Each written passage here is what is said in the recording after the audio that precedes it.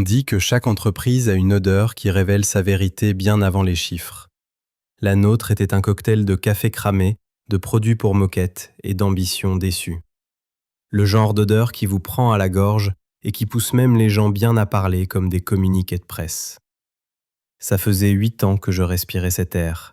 Pas en martyr, juste en tant que personne qui s'assurait que les lumières restaient allumées quand les présentations PowerPoint devenaient un peu trop audacieuses. Je m'appelle Manon. Si la plateforme de l'entreprise n'a jamais planté pendant le pic des fêtes de fin d'année, c'était grâce à moi. Si un client jurait avoir trouvé un bug un samedi soir et que ce bug disparaissait comme par magie quelques minutes plus tard, c'était encore moi. J'étais celle qui savait où les vrais dossiers sensibles étaient enterrés. Pas au RH, mais dans les non-dits, les transmissions de projets bancals, ces zones fragiles où la vision d'entreprise se heurte aux tâches automatisées et s'effondre en silence. Sauf si quelqu'un aime assez le système pour en vérifier les journaux d'erreurs. On ne m'aimait pas, on me tolérait, comme une porte coupe-feu que l'on ne remarque que pendant un exercice d'évacuation. Les ennuis sont arrivés dans un costume trop ajusté, sous les traits d'Antoine. Il a épousé le pouvoir, ou plutôt la fille du grand patron, et a décidé que ça lui allait très bien. Du jour au lendemain, il est devenu directeur de la transformation, ce qui, en pratique, signifiait qu'il renommait les chaînes sur notre messagerie interne et organisait des réunions sur l'organisation des réunions. Il qualifiait notre infrastructure de poussiéreuse, nos processus de code de grand-mère et nos clients de remplaçables. Il m'a appelé Marion 2 fois. Je ne l'ai corrigé qu'une seule fois. Voilà ce que j'ai appris. Quand l'insécurité s'habille en statut social, elle devient bruyante. Elle se met à brainstormer avec des verbes qu'elle ne maîtrise pas. Elle engage des consultants pour dessiner les schémas des ponts qu'elle s'apprête à brûler. Et si ça ne suffit pas, elle invente un sentiment d'urgence. L'invitation est apparue dans mon calendrier en milieu d'après-midi. Pas d'objet, à part synchro rapide RH. Pas d'ordre du jour, pas de contexte. Ce genre de message ne vient pas avec des questions. Il vient avec une chorégraphie bien huilée. J'ai fermé le ticket sur lequel je travaillais, j'ai poussé ma chaise et j'ai fait le grand tour de l'open space. Les gens avaient l'air occupés, de cette façon qu'ont les gens quand ils ont peur de croiser votre regard. Les plantes vertes du bureau étaient mieux hydratées que notre documentation technique.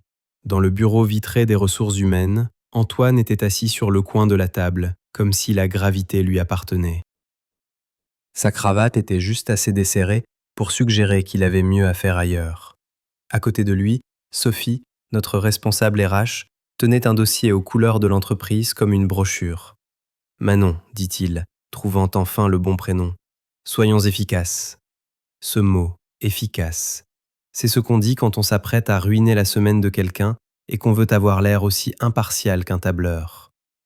Nous nous restructurons, a-t-il poursuivi, avec un sourire qui n'avait jamais appris la discrétion.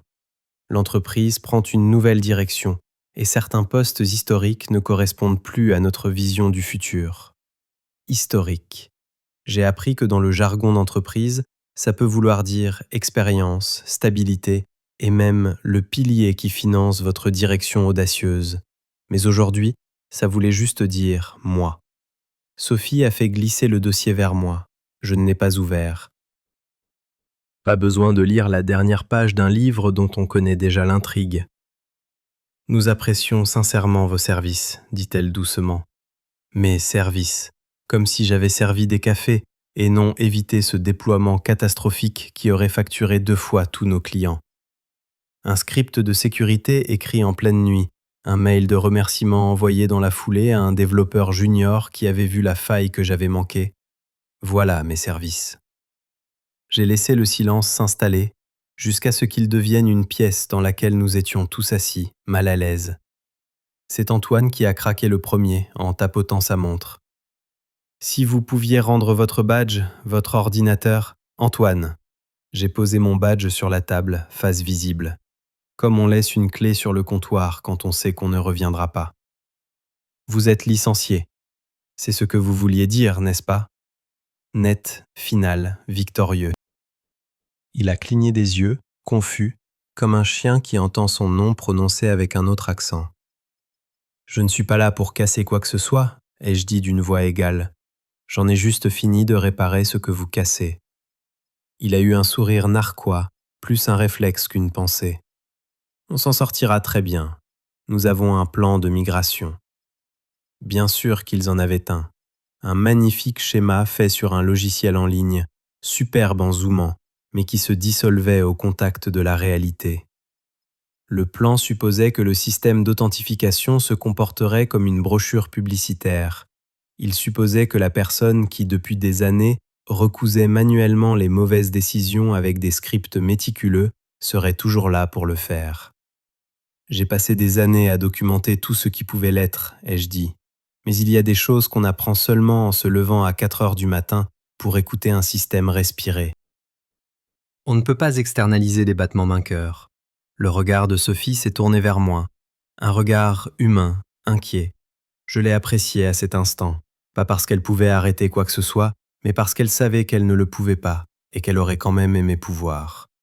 Je me suis levé, pliant la lettre sans la regarder. « Vous avez exactement 10 minutes avant que le système ne s'effondre », ai-je annoncé, avec le calme de quelqu'un qui annonce la météo. « Passez le bonjour à votre beau-père de ma part. » Le sourire d'Antoine s'est figé. « Pardon ? » « 10 minutes, ai-je répété. Pas parce que j'ai débranché une prise, parce que j'ai simplement arrêté de la tenir. Les scripts de maintenance qui empêchaient vos brillantes expériences de corrompre la facturation, les miens. Les alarmes de conformité que vous avez fait taire le trimestre dernier parce qu'elles dégageaient une énergie négative, elles vous prévenaient, vous, pas moi. Il a jeté un œil à Sophie, puis à mon badge. J'ai vu le calcul s'opérer lentement sur son visage. L'arrogance est rapide, la compréhension est plus lente. Mais la panique, elle, sprint. « C'est une menace », a-t-il tenté. « C'est un rappel », ai-je dit. « La gravité fonctionne, que vous y croyez ou non. » Pendant un instant, personne n'a bougé. Le bourdonnement du bureau s'est fait plus présent, le cliquetis d'une imprimante, un rire lointain qui ne savait pas encore.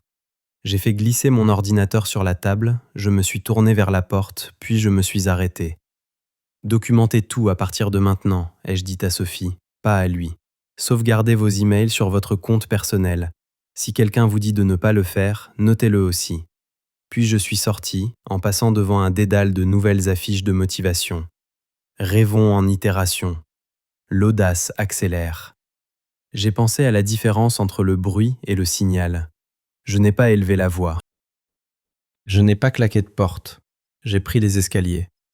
Sur le palier, mon téléphone a vibré une fois. Une alerte automatisée que j'avais oublié de désactiver. Le dernier écho orphelin de ma surveillance nocturne. Je l'ai regardé s'éteindre. 10 minutes, ce n'est pas long. Sauf si vous savez exactement ce qui commence à suffoquer à la 9e. Quand on a été la colle invisible pendant des années, on développe un instinct pour le moment précis où tout se décolle. Ce n'est pas une alarme stridente, c'est un murmure dans les journaux systèmes que vous seul entendez. Je ne suis pas rentré directement.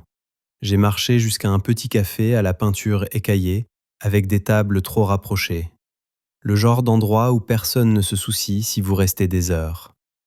J'ai commandé un café noir, sachant qu'il serait imbuvable.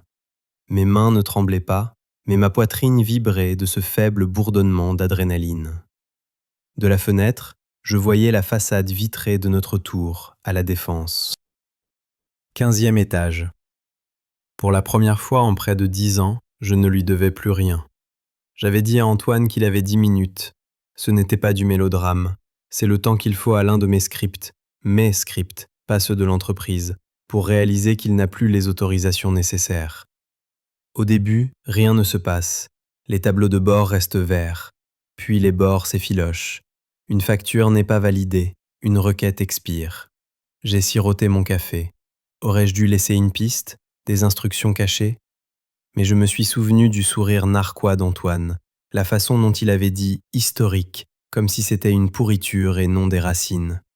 J'avais donné à cette entreprise 8 ans de ma vie, pas seulement du temps, mais des morceaux de moi-même, des nuits blanches, des dîners manqués, des anniversaires en sourdine. Et pourquoi ? Pour être congédié par un gendre qui pensait que des diapositives colorées comptaient comme de l'innovation ? Non. Je ne leur devais plus rien. Le premier signe est arrivé plus vite que prévu. Un mail de non-délivrance, puis un autre, puis une cascade. En rafraîchissant les actualités, j'ai vu une publication d'un fournisseur sur un réseau social professionnel. En raison de problèmes techniques avec le système de notre partenaire, nos opérations sont temporairement suspendues. Ce mot temporairement était le code pour dire nous n'avons aucune idée de ce qui se passe. Mon téléphone a vibré. D'abord, Sandra de la compta. Salut Manon, question bizarre. Tu aurais une copie de l'outil de réconciliation? Rien ne se synchronise. Puis Damien des achats. Manon, t'es en ligne? On est bloqué. Et enfin Anna, l'assistante du PDG. Je sais que tu es partie, je respecte ça. Mais s'il te plaît, où sont les sauvegardes? J'ai regardé les messages, le pouce en suspens. L'envie de répondre était vive, électrique. Mais je n'ai rien touché. Pas encore. À la place, j'ai ouvert la page de statut interne de l'entreprise. Les rangées de coches vertes impeccables viraient au rouge et à l'orange. Une note était apparue. Nous rencontrons actuellement une perturbation de service. Merci de votre patience. La patience, ça m'a fait rire dans mon café. C'est ce que vous demandez quand le barrage a déjà cédé. Dans le groupe de discussion de l'ancienne équipe, les messages ont commencé à fuser. Alex, je vous avais dit que tout s'écroulerait sans elle. Myriam, je lui donne une journée avant que le conseil d'administration ne se réveille. Christophe, 10 € qu'Antoine va la blâmer en partant. Puis, à ma surprise, un nouveau nom est apparu, Antoine lui-même.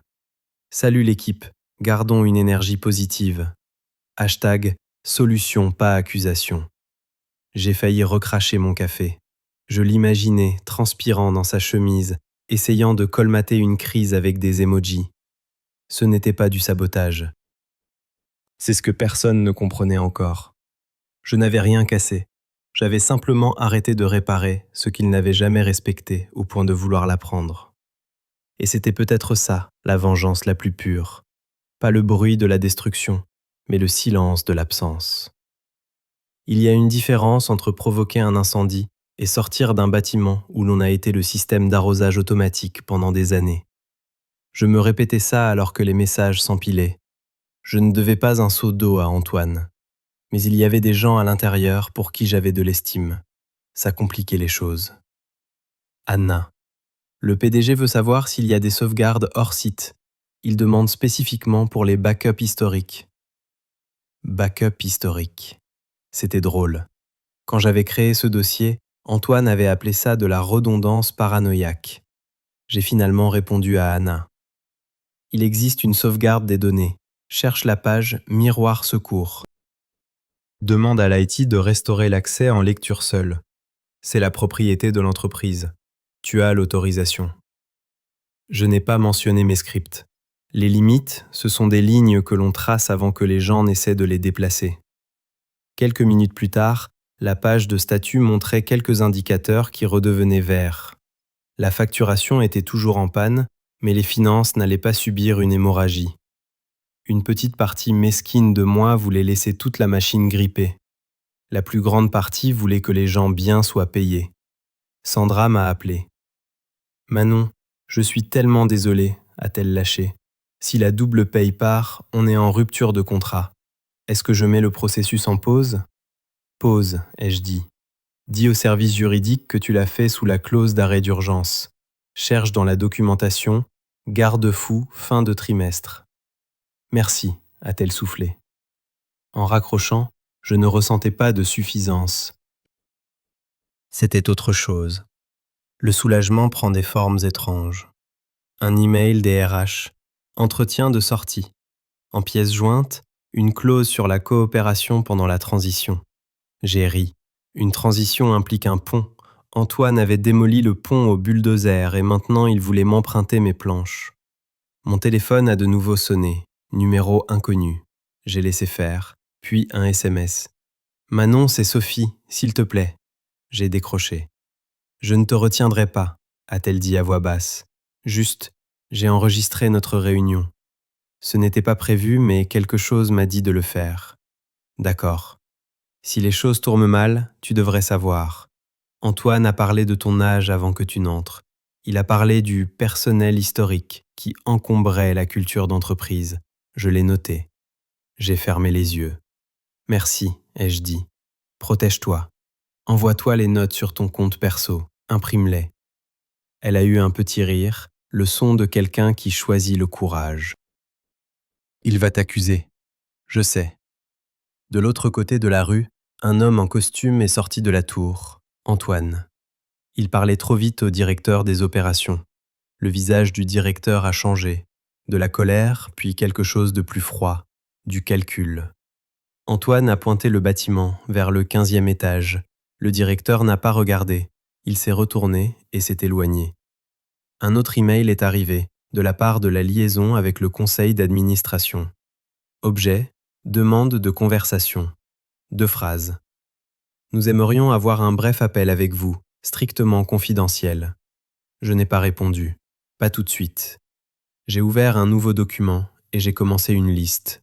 Les dates, les avertissements, la clause m'attribuant la propriété de mes scripts. Pas d'adjectifs, pas de colère, juste des faits.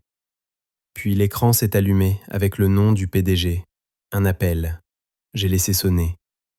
À la 5e sonnerie, j'ai accepté et je n'ai rien dit. Manon, a-t-il commencé, la voix prudente. Il semblerait que nous ayons un problème. J'ai attendu. Pourriez-vous passer, juste pour 1 heure ? J'ai regardé le bâtiment que j'avais empêché de sombrer. L'aide, ça ne se réclame pas après l'avoir qualifié d'obsolète. Pourquoi ? Ai-je simplement demandé. Et j'ai laissé ce mot flotter dans l'air, comme un miroir. Le PDG a insisté. Manon, nous avons toujours valorisé vos contributions. Je pense qu'il y a eu un malentendu. Passez demain, on va arranger ça. Arranger ça. On n'arrange pas les choses après avoir laissé quelqu'un être traité comme un déchet. Je vais y réfléchir, lui ai-je répondu, et j'ai raccroché. Cette nuit-là, je n'ai presque pas dormi. Pas à cause de la culpabilité, mais à cause du flot de « et si ». Et si Sandra était blâmée ?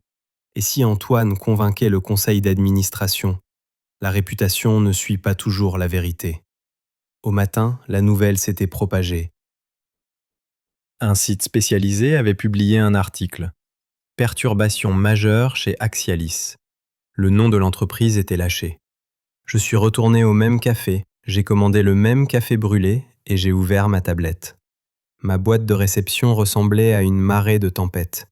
J'ai ignoré la plupart des messages, mais un a attiré mon attention. De Sophie. Manon, réunion du conseil à 15h. Ils ont demandé à Antoine une chronologie. Il accuse les scripts historiques. Je pense qu'ils vont te mettre en cause. Protège-toi. Les scripts historiques. Mes scripts. Ceux qui m'avaient été explicitement cédés. La propriété n'était pas une question de fierté, c'était mon bouclier. À midi, un autre message du conseil. Si vous êtes disposé à parler, nous préférerions vous entendre directement, confidentiel. J'ai réfléchi. Une partie de moi voulait tout supprimer, laisser le bâtiment s'effondrer. Mais une autre partie, celle qui était restée debout malgré la fièvre pour réparer leur système, voulait que la vérité soit entendue. Alors j'ai répondu. Je participerai à distance, une seule condition, pas de présence d'Antoine. Quelques minutes plus tard, la confirmation. À 15h05, mon écran s'est animé d'une mosaïque de visages que je ne connaissais que de nom. Manon, merci de vous joindre à nous, a dit la présidente. Nous voulons comprendre. Je n'ai pas embelli. Je leur ai dit ce que j'avais fait et ce que j'avais cessé de faire. Comment les serveurs de sauvegarde étaient intacts, comment les garde-fous pour la paye existaient grâce à moi. Comment la modernisation d'Antoine avait coupé à travers des systèmes critiques sans aucun plan B. J'ai partagé mon écran, montré la clause, les emails, les preuves. Un silence a suivi. Le son de gens qui réalisent que leur investissement est en péril. Un membre du conseil a fini par parler. Vous dites que ces perturbations sont des conséquences naturelles ? Je dis, ai-je répondu, que si vous virez la personne qui soutient l'échafaudage, il ne faut pas s'étonner quand le bâtiment grince. La présidente s'est penchée en avant. Et vos scripts, ils vous appartiennent ? Oui, par contrat. Nouvelle pause. Puis elle a hoché la tête. Cela répond à mes questions. Quand l'appel s'est terminé, je me sentais vide. Une demi-heure plus tard, mon téléphone a vibré. Sophie. Ils ont coincé Antoine, a-t-elle chuchoté. La présidente l'a fait taire. Elle a dit, et je cite, « Elle ne nous a pas sabotés, elle a juste arrêté de nous sauver. » J'ai expiré, lentement. Et Antoine? Il se pavane encore. Il pense que son beau-père le protégera. Ce soir-là, je suis passé devant l'immeuble. Le 15e étage était sombre, les écrans vacillants comme des lucioles mourantes. À travers la vitre, j'ai aperçu Antoine. Gesticulant, le téléphone collé à l'oreille. La posture d'un homme qui insiste sur le fait que la réalité est négociable. Je n'ai pas ralenti. Les retombées ne sont pas arrivées comme une explosion, mais comme une fuite, lente, impossible à colmater. À la fin de la semaine, Axialis n'était plus seulement en crise. L'entreprise se défaisait. Mes anciens collègues m'envoyaient des captures d'écran de tableaux de bord clignotant en rouge. Les clients annonçaient des suspensions de services en ligne. Puis il y a eu les excuses. D'abord Sandra. « Je suis désolé de ne pas avoir parlé, tu nous portais. » Puis Damien. « Tu avais raison. » Antoine, bien sûr, m'a contacté aussi. Son ton oscillait entre la suffisance, on s'en sortira, la supplication, je te paierai personnellement, et le désespoir. Si tu n'aides pas, mon mariage est en jeu. Je n'ai pas répondu. Vendredi, Sophie a rappelé. Sa voix était stable. Il est suspendu, mis à pied conservatoire. Tes preuves étaient irréfutables. Et le PDG? Silencieux. Il sait que ça le dépasse. Cela aurait dû ressembler à une victoire. Au lieu de ça, j'avais l'impression de regarder brûler une maison que j'avais aidé à construire. Sauf que je n'étais pas l'incendiaire. Ce soir-là, une enveloppe a glissé sous ma porte. Une assignation à comparaître. Actionnaire contre Axialis. Mon nom était sur la liste des témoins. J'ai réalisé quelque chose. Je n'avais pas besoin de les détruire. Ils le faisaient très bien tout seuls. Mon rôle n'était pas d'être le feu, c'était d'être le miroir. Ce week-end-là, j'ai pris la route vers la Normandie. Pas d'ordinateur, juste moi et un calme que je n'avais pas ressenti depuis des années. Dans un petit restaurant, j'ai commandé des crêpes. La serveuse m'a demandé si je voulais un café, et pour la première fois, j'ai dit non. Mes mains étaient stables. Le but n'avait jamais été la vengeance, c'était la paix. Pendant des années, j'avais été l'invisible. Le plan B, le filet de sécurité. Et quand ils m'ont appelé historique, ils n'ont pas compris à quel point ils avaient raison. J'étais un héritage, je portais la mémoire, la continuité. Mais héritage ne veut pas dire obsolète, ça veut dire fondation. En revenant le dimanche soir, ma boîte de réception s'est à nouveau illuminée. Au milieu du bruit, un message se détachait. Objet, opportunité. Un concurrent, Axiom Conseil, me tournait autour depuis des années. Il n'envoyait ni emoji ni promesse, juste une ligne. Nous avons toujours respecté votre travail, nous sommes prêts quand vous le serez. J'ai souri, un vrai sourire, le respect. C'était tout ce que j'avais toujours voulu.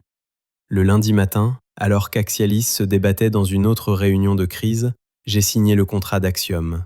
6 mois, salaire doublé, moitié moins de stress. Juste du vrai travail, fait par des gens qui se souciaient de bien le faire. Cet après-midi-là, je suis passé une dernière fois devant mon ancien bureau. Le 15e étage était sombre, une note était collée sur la vitre. Wi-Fi visiteur, bienvenue 1. Le même mot de passe depuis toujours. Pendant des années, je les avais suppliés de le changer. Ils ne l'avaient jamais fait. Je n'ai pas ri, j'ai juste continué à marcher, l'air frais sur mon visage. On dit que la vengeance est un plat qui se mange froid. C'est peut-être vrai, mais je crois que la vraie récompense, c'est de réaliser qu'on n'a pas du tout besoin de vengeance. Parfois, la chose la plus puissante à faire est de cesser de porter ce qui ne nous a jamais appartenu et de laisser la gravité faire le reste. Et moi, j'avais enfin choisi la paix.